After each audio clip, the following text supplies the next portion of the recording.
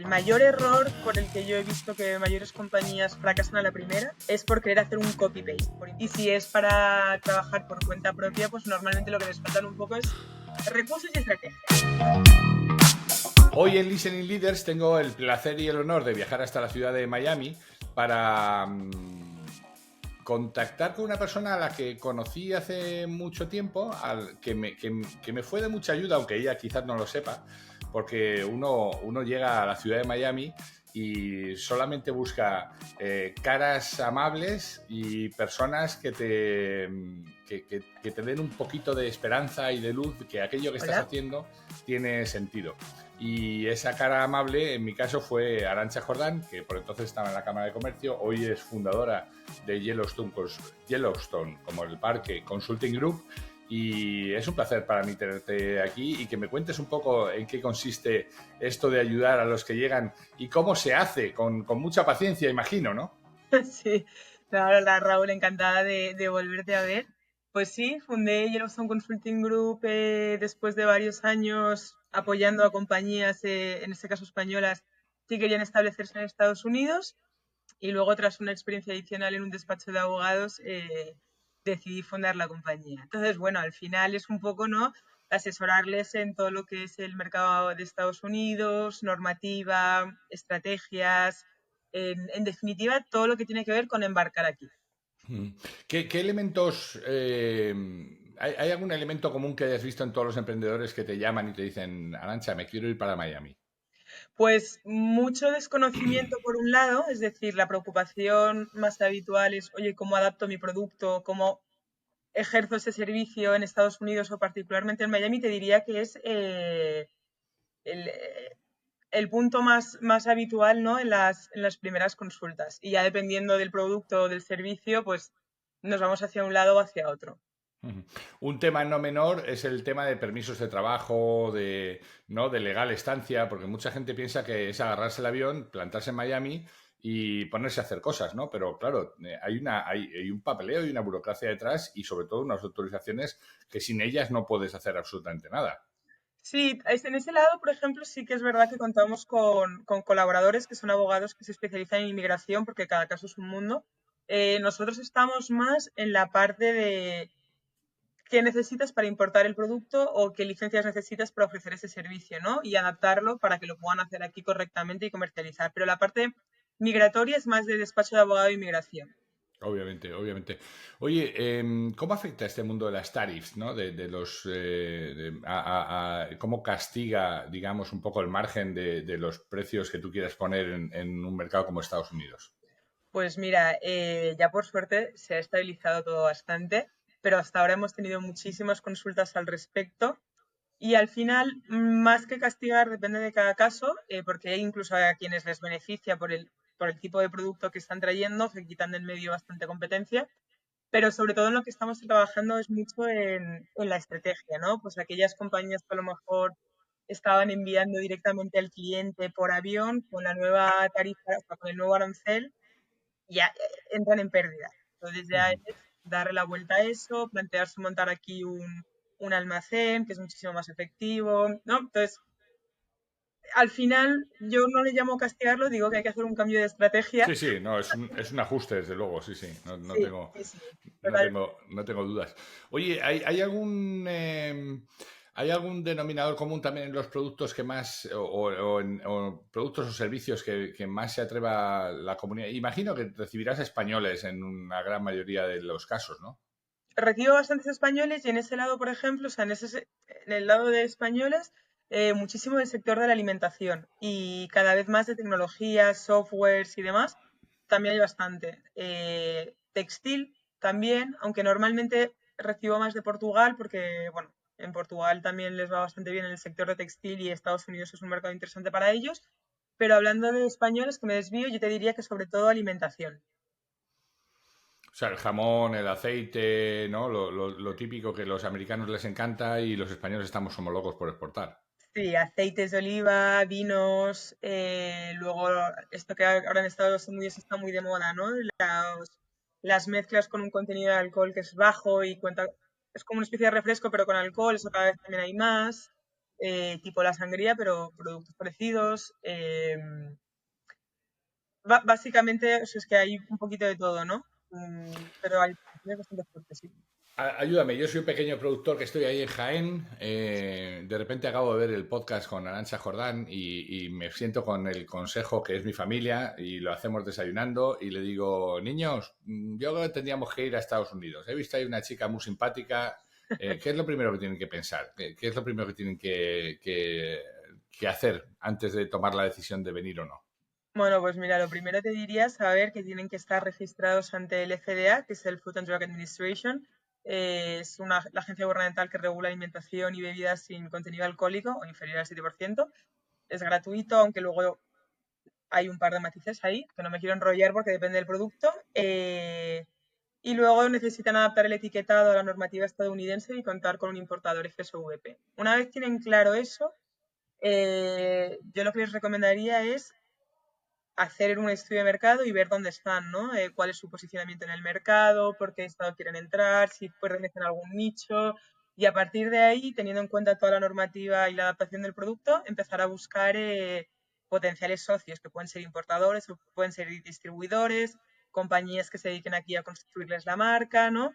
Pero analizando todo desde un punto de vista de cuál va a ser el punto de entrada y luego ya ir ampliando porque Estados Unidos al final pues es un país, pero se trata como un continente. Sí, te preguntaba por eso, ¿no? Aquí hay 340 millones de almas, pero claro, tú te vas a Latinoamérica y tienes otro tanto, ¿no? Entonces, ¿por qué elegir un mercado como este o qué diferencias hay en un mercado como este frente a otro en donde no tienes que cambiar el etiquetado, es todo en español, no hay problemas cultural, mucha de la gente que está allí sabe y conoce bien los productos españoles, ¿no? ¿Qué es lo que hace especialmente atractivo el mercado norteamericano? Mira, bueno, dos matices. En Latinoamérica, dependiendo del país, también hay que cambiar el etiquetado y también tiene bastante normativa. O sea, es verdad Ajá. que puede estar, bueno, tiene que estar en español, porque también llevamos algunas cosas para Latinoamérica desde aquí, pero todo al final tiene normativa y burocracia. Pero sí que es verdad que Estados Unidos es un país muy atractivo por un lado, porque tienes 50 mercados, ¿sabes? Un nicho brutal.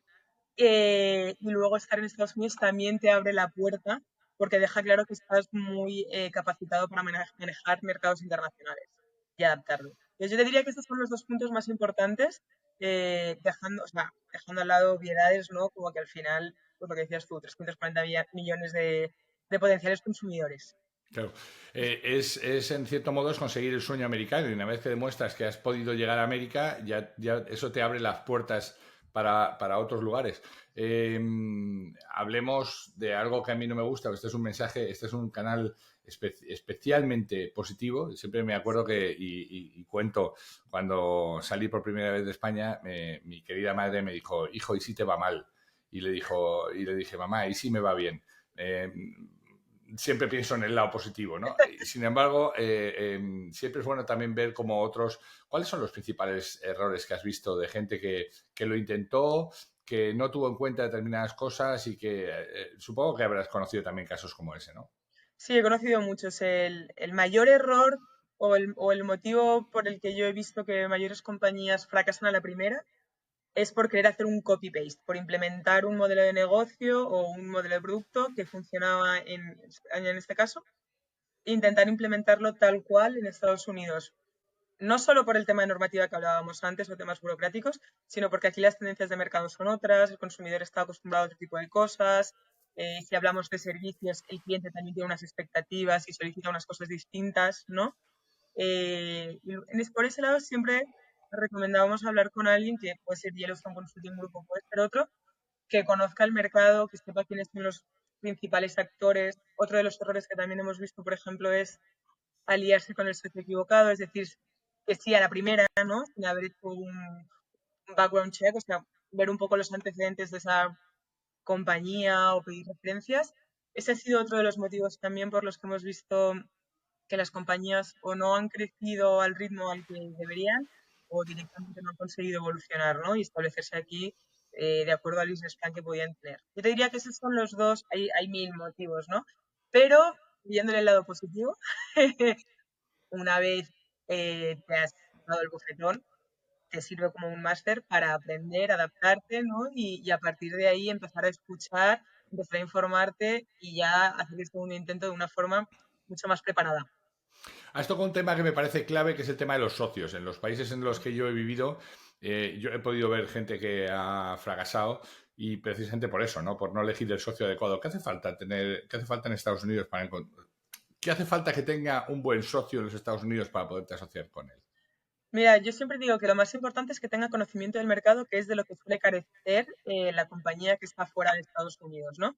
Eso por un lado. Por el otro, y esto es bajo mi punto de vista, Ujú. tiene que ser una persona que demuestre ya casos de éxito, que no sea una persona que lo esté intentando o que no conozca ese producto, no conozca ese servicio que se va a trabajar, ¿no? Para aliarse. Y luego, una cosa que para mí personalmente es muy importante es que ese socio tenga buena reputación. Porque, porque eso abre puertas y lo contrario las cierra, además de que, lógicamente, esas referencias también te sirven un poquito, ¿no? Pero yo te diría que esas tres cosas son las más importantes.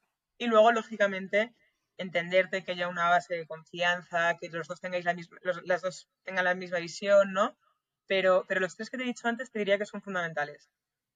Me gusta mucho este tema. Yo creo que no has hablado explícitamente de ello, pero está embebido en lo que has dicho, que es la red de contactos. Hoy tan importante como el know-how es el know-who. Es tener ese contacto que te abre esta puerta, este contacto que se junta con el tal board de no sé dónde, es este mundo de este mundo tan norteamericano de los lobbies, ¿no? Oye, yo conozco a una persona que se sienta en tres o cuatro consejos y que nos puede abrir la puerta simplemente con nombrar tu compañía, ¿no? Y yo creo que eso es importante. ¿Cómo se llega ahí a tener ese contacto?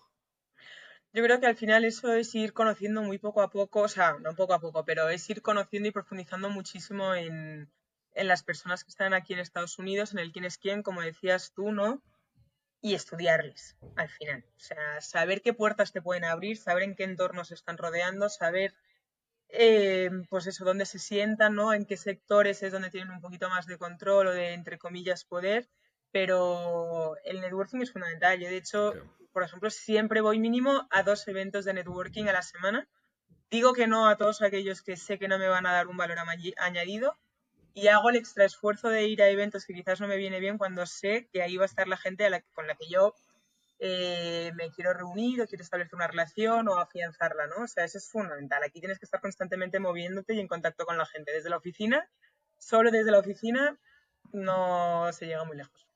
Claro, lo que pasa, sí, sí, sin duda. Pero ayuda a nuestros seguidores a que entiendan que no es. O sea, ¿cómo se hace eso, no? Porque no es. Me voy a tomar un café con fulano, que esto es muy de España.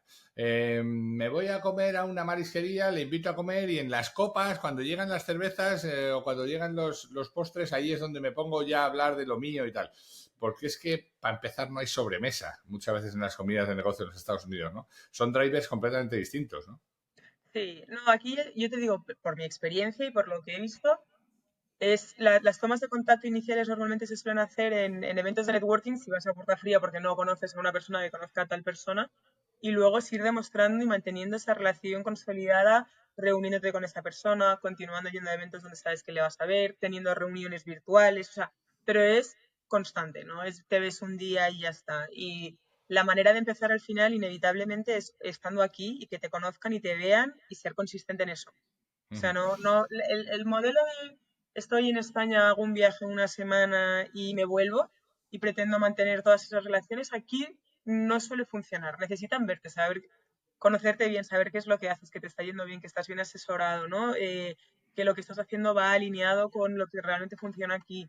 Y para eso se necesita estar en constante relación con no una persona, sino con varias. Y luego tú ya vas filtrando aquellos que te encajan mejor y los que no, y ellos también van filtrando, con lo cual, aunque te reúnas con 90 personas, que realmente te sirvan van a ser muchísimas menos. Y es un Ujú. ejercicio de años, te diría. Ujú.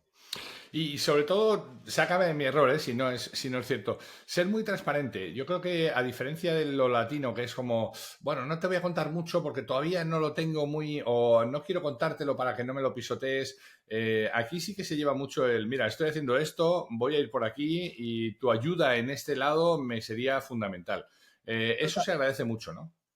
No solo se agradece, sino que es que además aquí la gente, dentro de la competitividad, es muy colaboradora también. O sea, yo he visto a empresas que compiten entre ellas por el mismo servicio o el mismo producto, que se sientan juntas y se apoyan la una a la otra e incluso establecen alianzas en aquellas cosas en las que hay un encaje, ¿no?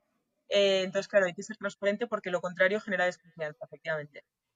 Que es muy típico, es muy latino, ¿eh? Bueno, no te voy a... es que no te puedo dar pistas, ¿no? No te puedo contar porque, claro, lo tenemos que madurar y tal. Y entonces el otro te mira y te dice, Muskis. No, me parece a mí que no. Y el problema es que una vez que te cierras una puerta, te la cierras también para siempre, ¿eh? Es muy difícil luego que te abran. No lo sé, ¿eh? Sí, no, y cuando te cierras una puerta, además, yo te digo que en Estados Unidos, por ejemplo, mucha parte de ese networking o de ese boca a boca o del desarrollo de negocio también va por referencias. Entonces, yo siempre digo que hay que quedar bien con todo el mundo, aunque no vayas a hacer negocio con esa persona. No hables mal de nadie, no quedes mal con nadie, porque las referencias al final y la manera en la que uno habla del otro son importantes. Sobre todo cuando estás queriendo entrar aquí y hay poca gente que pueda dar buenas referencias porque quizás todavía no ha tenido la oportunidad, ¿no? Entonces, eso sí me Y, parece fundamental. y luego estaba pensando, fíjate, a diferencia para todo el mercado latinoamericano que nos esté escuchando, todas las personas que quieran venir precisamente desde el mercado latinoamericano, en donde el no existe. Es muy difícil que alguien te diga que no a algo. Te dicen que sí, que lo veremos, que dentro de 2 semanas, que me llames, que lo vemos ahorita, que tal, ¿no? Entonces te van dando patadas para adelante y tú vas haciendo la bola más grande pensando que eso va a llegar y luego eso nunca llega, ¿no? Eso Sí. es una cuestión de cultura, no la enjuicio, simplemente la pongo de manifiesto. Ahora, el americano sí que te dice, no, lo ves en los programas de Shark Tank, ¿no? Oye, mira, no nos gusta tu producto, lo siento, no es un no. Y ya está, y eso también te ayuda mucho, ¿no? No, no, totalmente. Mira, de hecho, cuando empezó todo el tema de los aranceles, del cambio arancelario que se planteó y bueno, que ahora se ha adaptado, nosotros estábamos trabajando en varias agendas comerciales, es decir, en el cierre de citas de varios clientes con potenciales clientes, con otros potenciales socios o clientes aquí en Estados Unidos, ¿no? Y la gente te contestaba tal cual, no es el momento para tomar una decisión, ahora mismo no me interesa reunirme con esta persona. Y era maravilloso porque dejabas de insistir, ibas a lo siguiente, te daba Exacto. pie, ¿no? A poder tener una perspectiva macro de si el producto en ese momento se podía introducir en el mercado o no. Pero sí que es verdad que aquí la gente es súper clara. Para que no le molestes por un lado y para que tú no pierdas el tiempo por el otro. Entonces, en ese sentido es bastante agradecido, efectivamente. Sí, Bueno, sí. pero es un cambio de mindset, ¿eh? Que también, y claro, cuando pensamos, joder, me ha dicho que no, bueno, pues gracias, ¿no? O sea, No, pero es que te dicen que no en Estados Unidos como en cualquier otro mercado porque ni tu producto ni servicio va a encajar o gustar a todo el mundo. O sea, me refiero, eso no tiene ningún problema. Lo interesante también es por qué me ha dicho que no. Es porque este producto no encaja aquí, es porque ya no acepta más productos durante este año. ¿Por claro. qué, no? Entonces, esa Se, parte sí se, que es buena. ¿Se vale, como dicen en México, se vale preguntar eso? Oiga, Yo siempre mire, pregunto. un último mensaje. Solamente me gustaría saber a modo de entrevista de salida, ¿no? ¿Cuáles son las razones que le han llevado para decirnos que no, ¿no? ¿Es una cuestión de Sí, precios, es una sí. cuestión de productos, es una cuestión de oportunidad, de momento? No, no, totalmente. De hecho, ya te digo que cuando trabajamos agendas comerciales y nos dicen que no, siempre preguntamos el por qué. Y muchas veces tiene que ver con el posicionamiento de mercado y que efectivamente ese producto a largo plazo quizás no encaja, ¿no? Con la persona con la que nos hemos acercado inicialmente. Entonces, te sirve mucho para ir conociendo también y ir afinando dónde está tu mercado, cuál es tu socio y cuáles van a ser los siguientes pasos. Con esos nos que te dan y los motivos, te puedes ubicar muy bien. Mm. Entiendo que una barrera fundamental es el idioma, es la lengua. ¿En qué medida eso es un stopper o se puede salvar o cómo lo salváis con gente que a lo mejor no habla el idioma? Mira, en el caso de Miami es verdad que al final la gran parte de la gente aquí habla español, con lo cual no es tanto una barrera, ¿no? Pero sí que es cierto que a medida que vas abriéndote hacia otros estados, sobre todo en la parte del centro o ciudades menos cosmopolitas, que quizás las fundamentales, las de siempre, ¿no? De las costas este-oeste, ahí te vas encontrando con gente que efectivamente no habla el idioma. Entonces, hay dos maneras. La manera natural es contar con un socio americano, porque culturalmente y por idioma y que además conoce el mercado, esa barrera se diluye, ¿no? De manera natural. pero si no, también hay gente que yo he visto que le ha ido muy bien, que ha sido aprendiendo inglés aquí. Pero es fundamental, o sea, si no tienes el inglés, el recorrido en Estados Unidos fuera de las principales ciudades es muy complicado. Eso es Ujú. evidente. Sí, sí. Cuentas con un sudamericano o un empleado que hable un inglés perfecto y sea capaz de comunicarse, o lo aprendes. Porque a la hora de tener reuniones y que tienen que ser fluidas y demás, si no te entienden, se te está cerrando la puerta. Cuéntame de la colonia hispana. La primera tentación es juntarte con iguales. Yo, me imagino cuando alguien viajaba en los años 30 o 40 a Argentina y llegaba allí a Caminito, ¿no? A Buenos Aires, a Boca del Río, y se encontraba con alguien que hablaba italiano o español y le decía, amigo, que he llegado aquí, ¿no? Esa es la primera tentación. ¿Cuánto ayuda eso y cuánto entorpece algunas veces? Pues mira, yo te diría que para empezar está bien hacerte tu propia comunidad y si te sientes más cómodo con los españoles, en este caso, pues fenomenal, ¿no? Pero yo creo que hay un momento en el que entorpece quedarse encerrado en eso, porque hay muchísimas oportunidades fuera, ya no solo con americanos, sino con lo que decías tú, ¿no? Italianos, con franceses. Ahí el idioma es verdad que necesitas hablar inglés porque seguramente, pues, si no, no puedes llegar a todos. Pero para mí, y eso es una opinión personal, una fase inicial sí que te ayuda con los contactos, el acercarte a españoles y esa parte cultural, pero luego necesitas ampliar esa red inevitablemente, si no te quedas atascado en un nicho, Ujú, ¿no? Que es ujú. el España en este caso.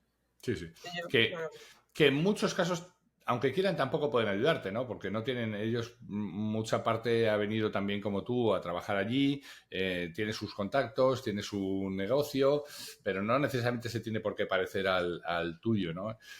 no, y para crecer al final tienes que salir de esa zona de confort y ir conociendo a gente que te pueda ayudar también a buscar esos aliados a los que de otra manera no llegarías nunca. Y eso es conociendo a muchísima gente de muchísimos sectores, bueno, cada uno va al suyo, ¿no? Pero Sí, sí. de muchísimas nacionalidades, de muchísimos estados, o sea, cuanto más abierto sea eso, mejor. Yo, mira, para que nuestros oyentes no piensen que me lo estoy inventando, este es uno de mis... La vida empieza al final de la zona de confort, ¿no? Cuando esta me sigue desde hace muchos años. Cuando pasan cosas es cuando te atreves, cuando das el paso, ¿no? Déjame que hablemos de eso. ¿Qué les hace falta a los jóvenes españoles, tú que eres joven y española, para dar el salto, para marcharse? Pues de España hacia Estados Unidos, ¿te refieres? Sí. Mira, yo creo que hay muchísima gente con muchísimas ganas de venir aquí, con muchísimas ganas de hacer muchas cosas, de emprender. Muchos de los clientes que tenemos aquí, de hecho, es gente joven que se Ujú. quiere lanzar a este mercado y al final te diría que lo que les hace falta es el visado. Si van a trabajar para una compañía extranjera, ¿no? O sea, en Estados Unidos por cuenta ajena. Y si es para trabajar por cuenta propia, pues normalmente lo que les faltan un poco es recursos y estrategia, ¿no? Al final yo te diría que eso es lo que les falta. Los recursos para una buena estrategia tampoco necesitan ser tan elevados, eh, por lo menos en una fase inicial, ¿no? La parte de consolidación y ya crecimiento es distinta, pero bueno, lo que es arrancar en realidad no es tan caro ni tan difícil como muchas veces puede parecer o se puede Ya, pensar. ya me has dejado claro que esta parte migratoria la lleváis en un despacho, con lo cual no voy a ir por ahí, pero sí que en los últimos días hemos oído noticias acerca de los 100K, de los $100.000 que les han puesto a las compañías para contratar, para sacar el visado H1B, que es para trabajar por cuenta ajena. Sí. ¿Eso va cobrando sentido? ¿Es una amenaza real para mucha gente que quiere ir a trabajar para allá? Mira, si te soy sincera, el visado H1B yo lo tuve en su momento y hasta ahora en realidad era una lotería, porque había Ya, una cantidad ingente de gente que aplicaba eso, lo es, lo es. ¿verdad? Y muy pocas plazas. Podría llegar a afectar, yo creo, afecta más a las compañías que a las personas, porque al Ya. final las personas en realidad siempre pueden buscarse un visado distinto o pueden buscar una forma diferente de llegar. No me quiero meter mucho en eso porque ya te digo que no soy abogada de Sí, inmigración, sí. ¿eh? Pero hay Pero, maneras. O sea, el resumen es, no es sencillo, no es barato, pero hay maneras. y depende mucho del perfil también, porque cada vez va viniendo gente que al final ya ha construido mucho su marca, que ya tiene un plan muy claro. Entonces, yo creo que en ese sentido que nos vamos sofisticando todos, a la hora de llegar aquí se pueden llegar a tener más opciones. Ujú. Oye, ¿qué le sigue a Yellowstone Consulting Group? ¿Qué vais a hacer? ¿Cómo vais a crecer? ¿Cuál es la aspiración? ¿No? Pensemos en grande. Pues mira, pensando en grande, es precisamente contar con un departamento de inmigración para poder complementar también esa parte de servicio, desarrollar otras unidades de negocio tipo contabilidad y demás, y luego expandirnos, no estar solo presentes en Estados Unidos, sino también en Latinoamérica y en Europa. Esa es la Ujú, idea. ujú. Alguien ve a Arantxa Jordán y dice, wow, yo quiero tener lo que tiene ella. Tiene ahí su empresa, está en Miami, todo súper chulo, súper padre que dicen en México, pero imagino que no todo ha sido un campo, un camino de rosas, un camino sencillo, e imagino que el futuro que viene también está plagado de retos. ¿Qué está aprendiendo en este momento Arantxa Jordán? Pues muchísimas cosas, porque al final, cuando inicié la compañía, yo estaba trabajando en un despacho de abogados y ahí solo haces una cosa, ¿no? O dos cosas. Aunque lleves varios clientes, realmente te especializas en algo. Y aquí de golpe, pues claro, tienes que empezar a pensar en todo. Tienes que pensar en la página web, tienes que pensar en la contabilidad, aunque no lo lleves tú, pero tienes que pensar en la contabilidad, tienes que pensar en los clientes que ya tienes, en los que te van a venir, que ya están confirmados. O sea, todo, ¿no? Entonces, esa parte de gestión del tiempo, de contar con buenos socios, de aprender a decir que no también a proyectos que no te encajan en ese momento o para los que no tienes, no te compensan, ¿no? Yo creo que son algunos de los retos. Y luego, cuando lleguemos a esa parte de expansión y demás, estoy convencida de que tendremos otros tantos, ¿no? Pero sí que es verdad que, por ejemplo, un reto natural que suele tener la gente, que es el de conseguir los primeros clientes, yo he tenido mucha suerte ahí y ese no es un reto con el que me haya encontrado, de hecho todo lo contrario. Entonces, por esa parte no te podría hablar mucho, pero sí que te podría hablar, ¿no? del reto de decir, iba a ser un año de hacer networking, de establecer las cosas muy bien y tal, y bueno, pues tener bastante tiempo para eso y de golpe encontrarte con que la dinámica es distinta a la que tú pensabas y estás contando con un trabajo con el que no contabas el primer año quizá, ¿no? Más todo aquello de lo que te tienes que ocupar. Entonces eso, sí. Bueno, en el fondo hay un muy buen amigo de este podcast, seguidor, Andrés Pérez Ortega en España, que hablaba del concepto yo mismo SL. De repente tú puedes ser muy bueno en lo tuyo, pero te tienes que tienes que tocar y tener, oye, de marketing, pues es posible que no seas especialista, pero es que tienes que hablar con alguien que te haga la página y decirle lo que quieres y entender un poco lo que está pasando. De números, tres cuartos de lo mismo. De leyes, pues aunque sean las mínimas, pero tienes que saber de operación, obviamente. Tienes que saber de recursos humanos, porque en el momento que ya tienes un equipo y empiezas a ver cómo los drivers también a la hora de tratarles son distintos, y a la Total. hora, desde hasta seleccionar, que ya es un mundo completamente distinto, ¿no? Total, sí, sí. En Estados Unidos no tiene nada que ver con España, por ejemplo, y además está en constante cambio, Ujú. ¿sabes? Porque también el candidato está buscando unas cosas distintas a cuando nosotros aplicábamos a trabajos o incluso antes del COVID, ¿sabes? Entonces todo eso va evolucionando, va cambiando y es verdad que te tienes que mantener informado. Aunque no seas tú el que directamente te estés ocupando de eso, tienes que asegurarte de que se haga de acuerdo un poco, ¿no? A lo que tú consideras que es correcto y que quieres para la compañía. Entonces al final estás con 15.000 gorros puestos, efectivamente. Hace poco escuchaba uno de tus podcasts, síganle también en la página de Yellowstone Consulting Group, pueden ver su podcast y entrevista a gente muy interesante de allá. Eh, Te veía con la persona encargada de Ackerman, del despacho allí en Miami, y hablabais precisamente de eso, ¿no? De lo distinto que es la gestión del talento y lo distinto que es encontrar buenos profesionales y lo que te juegas con eso, ¿eh? Porque muchas veces recurrimos a, bueno, mi primo tiene un cuñado que le ha dicho que tiene un primo que pasa por allí y que sabe de esto, ¿no? Y de repente le inviertes tiempo, dinero y esfuerzo y aquello no sale bien, ¿no? Totalmente. Sí, sí, es verdad. Es que al final ya te digo que ya sea vía captación de talento contratándole o asociándote, es fundamental la gente o las personas de las que te rodeas, fundamental, para que las cosas funcionen. O sea, y que no quiere decir que uno trabaje mejor o peor, pero tiene que trabajar un poco de acuerdo, ¿no? a lo que tú estás buscando y compartir esa visión o entenderla, por lo menos. Y de Ujú. ahí ya ir trabajando, efectivamente. Sí, sí. Y no escatimar esfuerzos tampoco ahí, ¿verdad? O sea, yo creo que si algo nos ha enseñado este país es que hay servicios que hay que subcontratar. Hay servicios que tú podrías hacer con tu mejor intención, pero que hay especialistas haciendo eso, ¿no? Igual que tú no te pondrías a arreglar no serías rufera, no te pondrías a arreglar el tejado de tu casa, pues no te pongas tampoco a hacer la selección si no es necesario, ¿no? No, no, es que yo estoy, o sea, vamos, yo creo que hay que rodearse de profesionales y uno dedicarse a lo que sabe hacer y en lo que es un profesional. En todo lo demás es invertir, porque si no estás dedicándole unos esfuerzos a una cosa que no van a salir tan bien como deberían y que van a dañar también esa imagen y esa reputación que puedas tener, ¿no? Entonces, Yo creo que en servicios que vayas a subcontratar no se puede escatimar nunca. Para que Arantxa Jordán, fundadora de Yellowstone Consulting Group, gracias por el tiempo que nos has dedicado, gracias por ayudar a tantos compatriotas que están necesitados de una voz amiga, de alguien experto, que les vaya acompañando, que les guíe, no que les diga lo que tienen que hacer, pero sí que les vaya a poner un espejo diciendo, mira, te estás viendo así, así es como te quieres ver. Yo creo que ese es el poder de lo que hacéis. Felicidades por la iniciativa de lanzarte a emprender siempre joven, y que los éxitos lleguen tan pronto tú lo desees. Muchísimas gracias, Raúl.